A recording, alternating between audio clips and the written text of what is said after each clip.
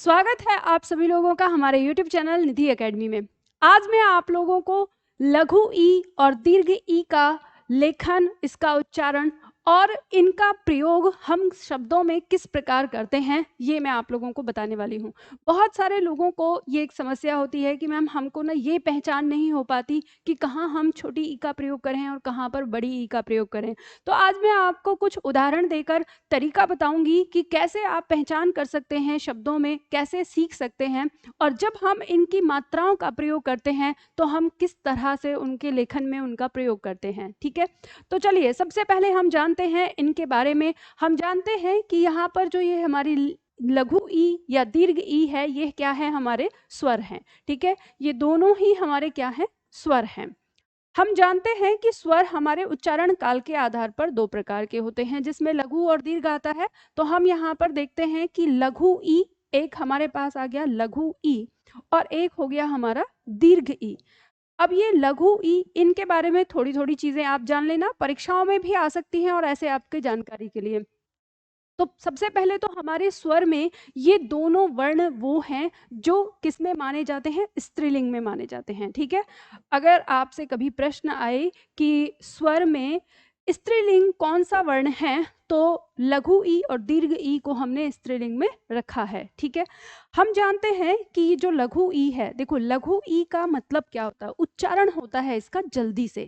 अर्थात लघु स्वर का मतलब होता है जिन स्वरों का उच्चारण बहुत कम समय में होता है। यानी जब हम इसका उच्चारण करते हैं तो हम करते हैं ई, ई जल्दी झटके से बोलते हैं ई।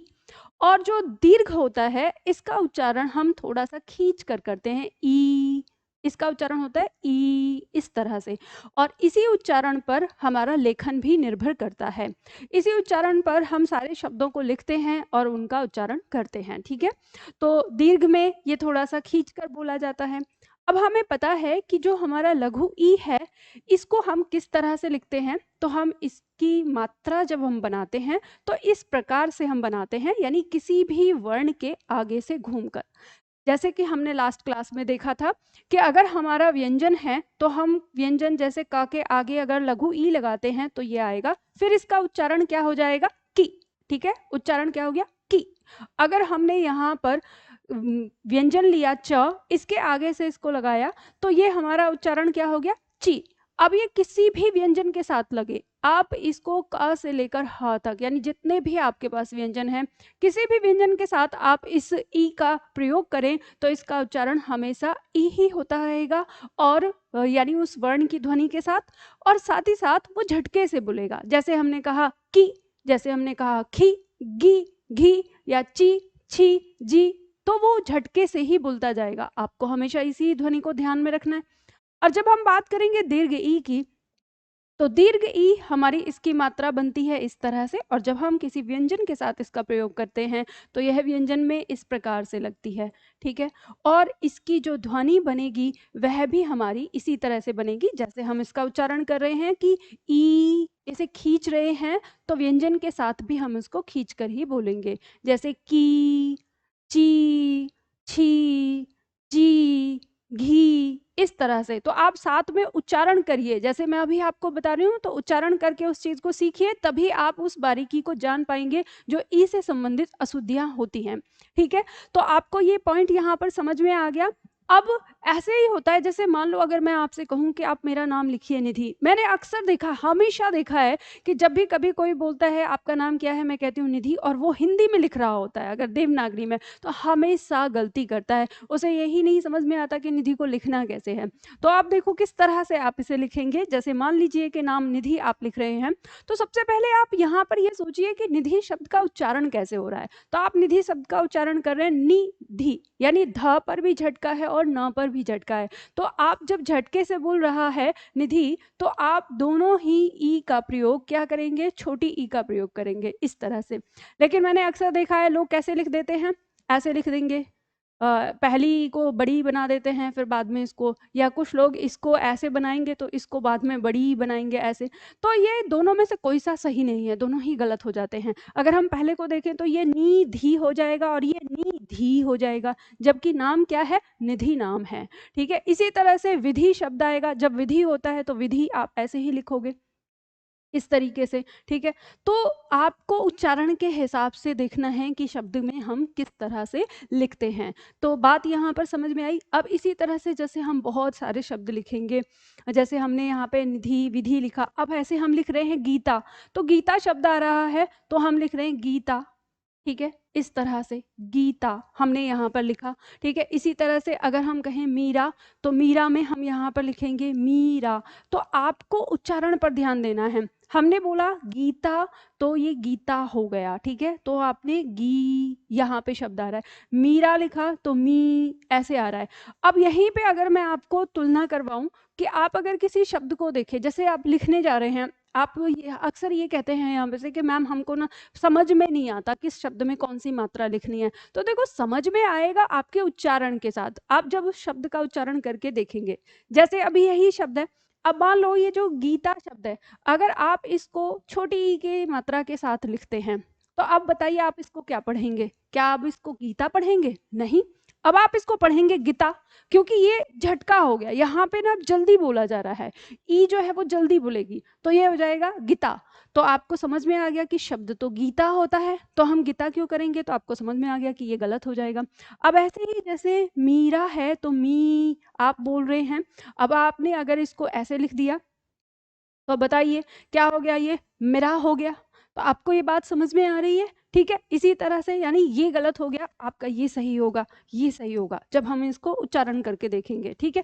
ठीक उसी तरह से आप देखिए, जैसे मान लीजिए एक शब्द है, मैं आपसे कहती हूँ कि आपको लिखना है शीला, ठीक है। अब आपको शीला लिखने में दिक्कत हो रही है मान लीजिए, तो आप कैसे लिखेंगे? दोनों शब्द लिखकर देख लीजिए, आपको पता चलेगा कि कौन सा हमारा शुद्ध रूप होगा इसका, यानी लघु ई का प्रयोग होगा या दीर्घ ई का प्रयोग होगा। आपने शिला लिखा यहाँ पर, ठीक है। अब देखो, ये हो गया शीला और ये हो गया शिला। आपको ये भी ध्यान रखिएगा, लघु ई और दीर्घ ई बदलने मात्र से शब्द में अर्थ भी बदल जाता है, ठीक है। अब आप जानते हैं कि आप ये जो शीला लिख रहे हैं, किसी का नाम आप बना रहे हैं, तो इसमें शी आप ई खींच रहे हैं, और जब आप शिला लिख रहे हैं, शिला जैसे पत्थर हम कह देते हैं, तो उस पर आप क्या जल्दी से झटके से आप उसको बोल रहे हैं, तो आपने छोटी की मात्रा लिखी। तो दोनों में अंतर आपको समझ में आ रहा है। शब्द है गीला और गिला, ठीक है। अब यहाँ पे आप देख सकते हैं कि जैसे मान लो हम प्रयोग करते हैं ये गीला, इस गीला का मतलब क्या हो गया? नमी युक्त यानी भीगा हुआ। जैसे हम कहते हैं तौलिया गीला है, तो हम प्रयोग कर रहे हैं कि तौलिया गीला है, तो गीला गी, इस पे बड़ी ई की मात्रा हम प्रयोग कर रहे हैं, खींच के बोल रहे हैं हम, ठीक है। वहीं जब गिला, तो ये गिला कहते हैं ना, गिला शिकवा, शिकायत शिकवे के लिए जो हम कहते हैं कि मुझे तुमसे गिला है, ये यानी शिकायत है, तो वो इस शब्द का अर्थ ही बदल गया, ये हो गया गिला। तो हम वहां पे क्या कहेंगे? मुझे तुमसे गिला है, तो मुझे तुमसे गिला है जब बोलेंगे तो हमें अर्थ समझ में आएगा कि शिकायत है, ठीक है। और कहेंगे अगर ऐसे बोल दिया मुझे तुमसे गीला है, तो बदल जाएगा अर्थ। तो गीला क्या होता है? गीला मतलब तो भीगा हुआ होता है। तो आप उच्चारण को भी ध्यान रखेंगे और फिर लेखन को भी ध्यान रखेंगे, ठीक है।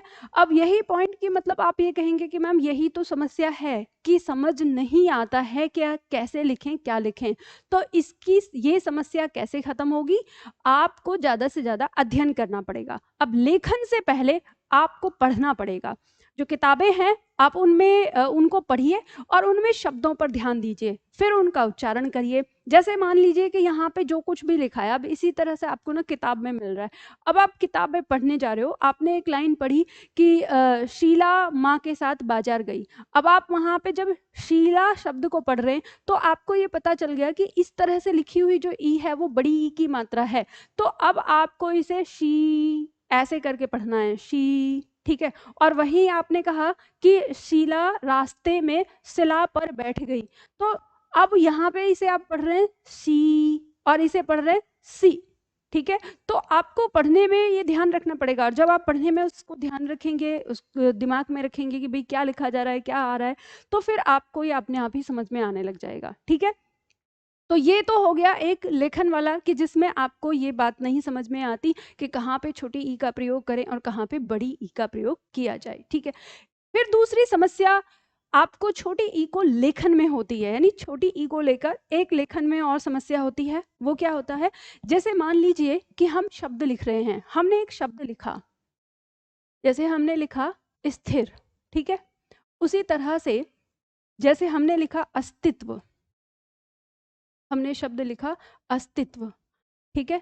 इसी तरह से जैसे मान लो हमने शब्द लिखा उक्ति, ठीक है।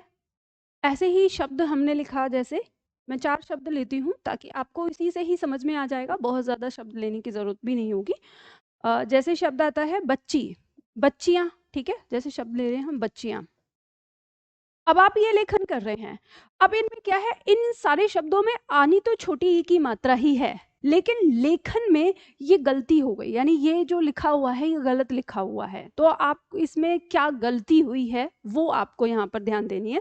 यहाँ पे गलती हुई है कि जब हम इन शब्दों को लिख रहे हैं तो जो हम छोटी ई की मात्रा का प्रयोग कर रहे हैं ये हमने गलत किया है, ये ऐसे नहीं लिखा जाता है। तो ये कैसे लिखा जाता है, तो ध्यान रखिएगा, जब हम इसे लिखेंगे हम ये जानते हैं कि ये वर्ण हमारा आधा है इसमें, ठीक है। और जो ये ई की मात्रा है ये इसके साथ है, यानी थ व्यंजन के साथ है, तो हमें ई की मात्रा को थ तक ही पहुंचाना होगा। जब हम अपना लेखन करेंगे तो हमको इसे खींचकर ऐसे पहुंचाना होगा, ठीक है। ये हमारा शुद्ध रूप होता है, तो ये अशुद्ध रूप हो जाता है लेखन का। अब आप कहेंगे कि मैम लेकिन किताबों में तो ऐसा देखने को मिलता नहीं है, तो ध्यान रखिए कि हमारे जो जब हम टाइप करते हैं तो टाइप में ना ये फॉन्ट की गलतियां हैं, और हमारे इस तरह का फॉन्ट बनाया नहीं गया है, मतलब फॉन्ट में इस पॉइंट को दिखाया नहीं गया है। लेकिन ये आप, क्योंकि आप तो कंप्यूटर नहीं हो ना, आप तो लिखते हो अपने हाथ से, तो आपको लेखन में इस पॉइंट पर ध्यान देना होगा, ठीक है। इसी तरह से यह शब्द आप जानते हैं, इसमें ये आधा सा है, और जो ये ई है छोटी, ये इस त की है, तो आपको इसे ऐसे ही लिखना होगा। यानी जब आप लिखेंगे अस्तित्व तो आपको इस छोटी ई की मात्रा को खींचकर यहाँ तक लिखना होगा, तब यह शब्द आपका लिखा जाएगा, ठीक है। इसी तरह से जैसे उक्ति शब्द आप लिख रहे हैं तो इसमें आपको ये आपको पता है कि क आधा है और जो ये मात्रा है ये इस त की है, तो यहाँ तक आप इसको लेकर आएंगे, ठीक है। इसी तरह से जैसे बच्चियाँ शब्द है तो आप जानते हैं यहाँ पर कि ये हमारा जो आधा च है पहले और फिर ये च है, ये जो ई की मात्रा है ये इस च के लिए प्रयोग हुई है, तो यहाँ तक खींच के हम लेकर आएंगे और यहाँ पर हम इस शब्द को इस तरह से बनाएंगे, ठीक है। तो ये जो लेखन है ये हमारा गलत है, ये गलत है, ये गलत है। तो ये लेखन में हमको इस पॉइंट को ध्यान में रखना है, ठीक है। बात समझ में आई। अब इसके बाद अगला एक पॉइंट और आपका आता है जो आपको ध्यान देना, मतलब आपके दिमाग में होता है कि मैम कुछ शब्द ऐसे होते हैं जिनमें हमें समझ भी नहीं आता, कभी तो उनमें छोटी ई लग जाती है और कभी बड़ी ई लग जाती है। जैसे उदाहरण के तौर पर मैं कुछ शब्द लेती हूँ यहाँ पर, जैसे मान लीजिए आप कहते हैं कि मैम हमें समझ नहीं आता कि जब हम नदी लिखते हैं तो जब हम नदी लिख रहे हैं तो कभी नदी ऐसे आ गया जिसमें बड़ी ई की मात्रा आ गई, लेकिन कभी नदी में ऐसे छोटी ई की मात्रा आ जाती है, ये हम लिखते हैं। इसी तरह से जैसे मान लीजिए अगर हम लिखते हैं कभी कली हमने लिखा तो इसमें बड़ी ई की मात्रा आ गई, फिर पता चलता है अचानक से कि कहीं पर इसमें छोटी ई की मात्रा का प्रयोग हो रहा है। इसी तरह से जैसे शब्द आता है कि हमने मान लो हाथी लिखा, तो जब हम हाथी लिख रहे हैं तो इसमें बड़ी ई की मात्रा आ रही है, लेकिन फिर कभी हम देखते हैं तो हमें हाथियों जब हम जैसे लिख रहे हैं तो फिर हमें इसमें छोटी ई की मात्रा लिखनी पड़ रही है। तो ये पॉइंट हमें समझ में नहीं आता कि ऐसा कहाँ होता है, क्यों होता है, किस लिए होता है, और हम इसको कैसे बदलें या हम कैसे जानें। तो ध्यान रखिए कि जब इस तरह का प्रयोग आता है आपकी ई की मात्रा के साथ तो इसमें एक नियम काम करता है, और यह नियम क्या होता है, एक वचन का नियम होता है, ठीक है। जब हम हिंदी भाषा में वचन बनाते हैं तो वचन बनाते समय हमारे पास एक नियम काम करता है कि जब हम किसी इकारांत, ठीक है, जब हम किसी इकारांत का बहुवचन बना रहे होते हैं तो जब हमारी लघु ई की मात्रा जब होती है तो इसका वचन बनाने के लिए हम स्त्रीलिंग संज्ञाओं में या का प्रयोग कर देते हैं, और अगर हमारी सविभक्ति रूप में पुल्लिंग संज्ञाएं आती हैं या स्त्रीलिंग संज्ञाएं आती हैं तो वहां हम यों का प्रयोग कर देते हैं, ठीक है। ये निर्विभक्ति रूप में होता है, ये सविभक्ति रूप में होता है। और जब दीर्घ ई होती है तो हम दीर्घ ई को पहले लघु ई में बदलते हैं और फिर उसके बाद हम सविभक्ति के लिए या का प्रयोग और निर्विभक्ति के लिए यों का प्रयोग करते हैं।